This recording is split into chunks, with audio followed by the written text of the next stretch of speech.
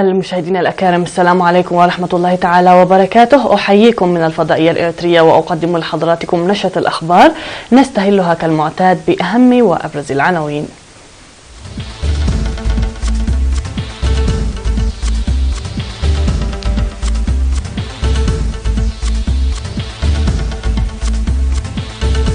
البلاد تحتفل باليوم العالمي لا لختان الإناث. المرافق الخدمية في مصوع تستعد لاستقبال زوار ذكرى عملية فنقل. تنمية البساتين في منطقة مهميمة تحقق نتائج جيدة. زلزال تايوان يودي بحياة 4 على الأقل و145 في أعداد المفقودين. الإكوادور لن تتخلى عن مؤسسي ويكيليكس. وإطلاق أقوى صاروخ في العالم.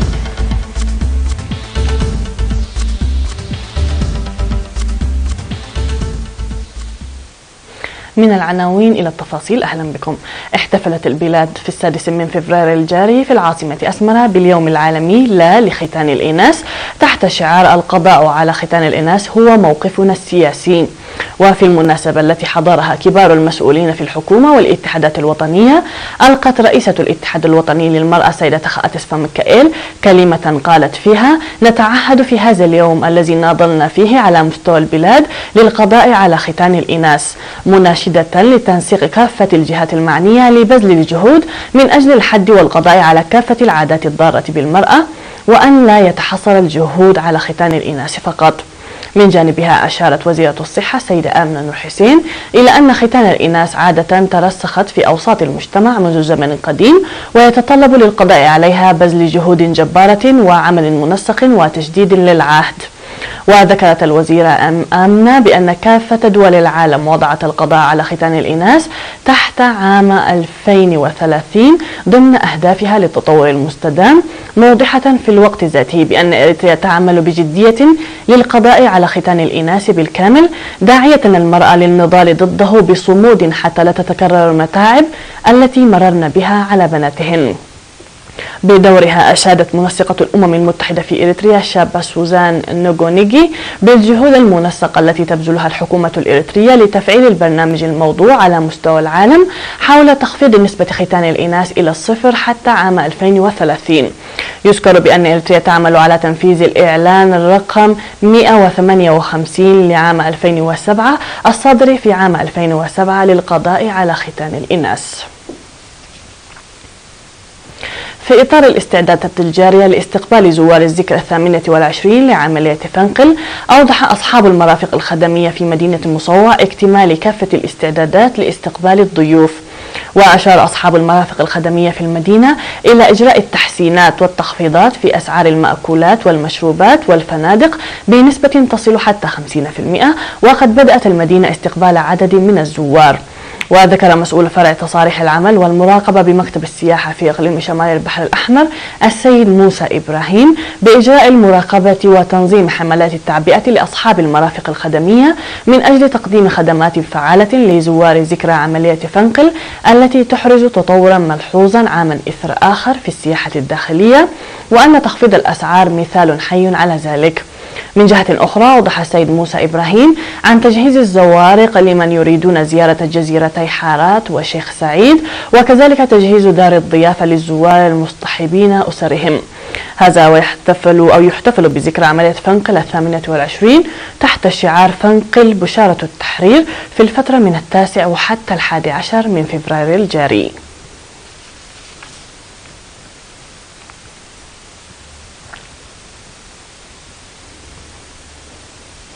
صرح سكان منطقة مهميمة بأن تنمية البساتين الجارية في منطقتهم ظلت تحقق نتائج جيدة، مما أدى إلى إكمال متطلباتهم من الخضروات والفواكه وتوزيع الفائض إلى باقي الأسواق المجاورة. وذكر السكان بأنهم كانوا يستوردون الخضروات والفواكه في السابق من الأسواق الأخرى نتيجة لعدم تنمية البساتين في منطقتهم، وكان ذلك يتسبب في غلاء الأسعار، لكن ومع بدء إنماء البساتين في منطقتهم اكتفوا ذاتيا إضافة إلى اكتساب خبرات تنموية ثرة. وأوضح مسؤول مكتب الزراعة في مديرية قارورة الشاب آدم صالح توزيع البذور المحسنة ومضادات الآفات الزراعية لمنمي البساتين البالغ مساحتها 18 هكتارا مجانا. وأشاد منمو البساتين بالإرشادات والدعم الذي يقدمه لهم فرع الزراعة في المديرية، مطالبين بتقديم المساعدات الآليات الثقيلة لإصلاح بعض المناطق المالحة. وتشير المعلومات الواردة إلى أن البساتين النامية في ضفاف وادي إمه ميمه تنمي مختلف أنواع الخضروات: الطماطم والبصل والشطة الخضراء والقرعة والملوخية والبامية، ومن الفواكه التمر والليمون والجوافة والبطيخ. نظم سيمينار قانوني لطلبة كلية الآداب والعلوم الاجتماعية وكلية التجارة والاقتصاد في مدينة عالدقية. وفي السيمينار الذي شارك فيه المدرسون والمشرفون، قدم قائد الشرطة في الإقليم الجنوبي العقيد زميكيل تخليا شرحا شاملا حول أهداف وواجبات الشرطة، مناشدا لرفع وعي الطلاب في القانون والتعاون مع الشرطة إلى جانب التعليم الأكاديمي. ومن جانبها قالت قائد مركز الشرطة في مديرية عالدقيح الملازم حارقو منجست آب إن المجتمع ينتظر من الطلاب الالتزام بالقانون والاتصاف بالأخلاق الحميدة، ويتحلون بالمنافسة الشريفة، وأن يكونوا قدوة يهتدي بها في دراستهم أو يهتدى بها في دراستهم، مناشدة الطلاب المساهمة بفعالية في مكافحة الجرائم والحوادث المرورية. وفي سياق المتصل، أوضح مسؤول مكافحة الجرائم في الإقليم الجنوبي الرائد والدوزولدي في السيمينار الذي نظم لسكان مدينة عالدقيح أن أساس التربية السليمة تبدأ من الأسرة، وبذلك يجب من الآباء مراقبة سلوك أبنائهم ليكونوا المثال الأعلى وتجنب الأخلاق السيئة. وفي السيمينار الذي عقده قائد مركز الشرطة في فرو النقيب براخي تخلى مريم لسكان مدينة فرو، ذكر ارتفاع المخالفات من قبل سائقي السيارات، مطالبا السكان لتوخي الحذر ومناشدا لرفع الوعي والتمسك بالقيم الحميدة من أجل العيش في مجتمع مليء بالسلم والرخاء. كانت هذه الأنباء المحلية مشاهدينا الكرام، فاصل ونعود مع الأنباء العالمية، فابقوا معنا.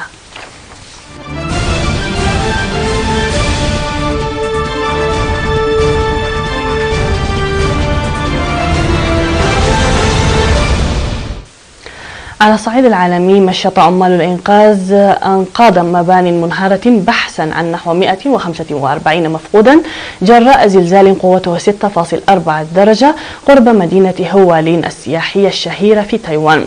وقال مسؤولون إن 4 أشخاص على الأقل قتلوا وأصيب 225 في الزلزال الذي وقع قرب المدينة الساحلية. وتشير آخر بيانات حكومية إلى أن 145 شخصا في أعداد المفقودين. ويعتقد أن معظم المفقودين ما زالوا محاصرين داخل مبان، من بينها مستشفى عسكري، بعد وقوع الزلزال على بعد نحو 22 كيلومترا إلى الشمال الشرقي من هوالين على ساحل تايوان الشرقية. وقالت حكومة تايوان إن هزات ارتدادية بقوة 5 درجات على الأقل قد تهز الجزيرة خلال الأسبوعين المقبلين، وهناك يابانيون وتشيكيون وصينيون من بين الجرحى. وانتقلت رئيسة تايوان تساي إنغ وين إلى موقع الزلزال للمساعدة في توجيه عمليات الإنقاذ. وكان زلزال قوته 6.1 درجة هز منطقة قريبة يوم الأحد.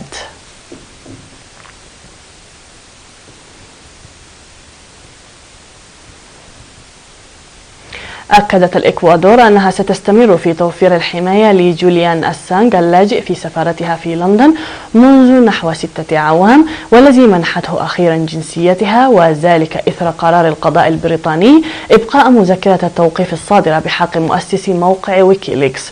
وذكرت وزارة الخارجية الإكوادورية في بيان أن كيتو ستبقي على الحماية الدولية للمواطن جوليان أسانج ما دامت حياته في خطر، مشيرة إلى أنها مستمرة في التواصل مع الحكومة البريطانية من أجل التوصل إلى حل يرضي البلدين.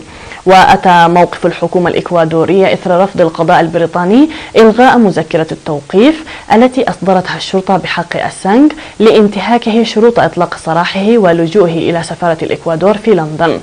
ويخشى أسانج في حال خروجه من سفارة الإكوادور أن يتم توقيفه وترحيله إلى الولايات المتحدة، حيث يلاحق بتهمة نشر العديد من الأسرار العسكرية والوثائق الدبلوماسية الحساسة على موقعه عام 2010.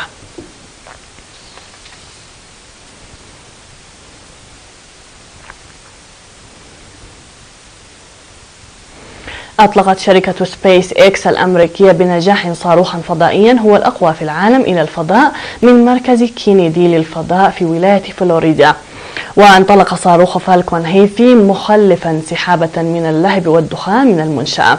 يذكر أن الرياح كانت قد تسببت في إرجاء إطلاق الصاروخ لمدة ساعة واحدة من وقت الإطلاق الأصلي.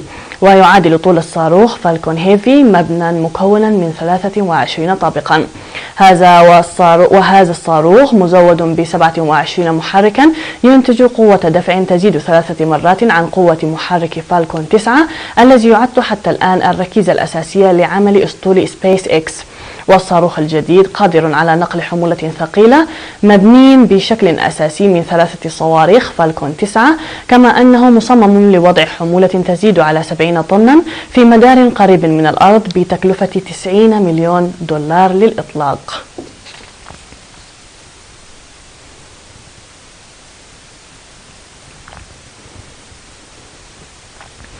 حضر نحو 20,000 شخص مقنعين ومتنكرين بملابس ملونة قديمة قفزة الملاك التقليدية التي تشكل الانطلاقة الرسمية لكرنفال البندقية. وتجمع الحضور في ساحة القديس مرقس في قلب البندقية، وقد حبسوا أنفاسهم فيما قفزت الطالبة البالغة 19 عاما إليزا من جرس الناقوس المطل على الساحة على ضفة البحيرة الشاطئية.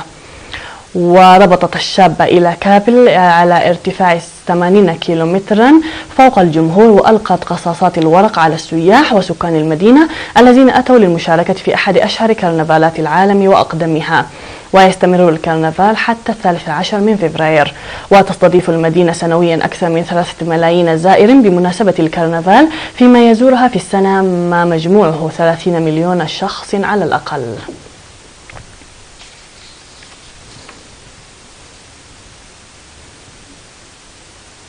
فاصل أخير مشاهدينا الكرام ونعود مع النبأ الرياضي الأخير، كونوا معنا.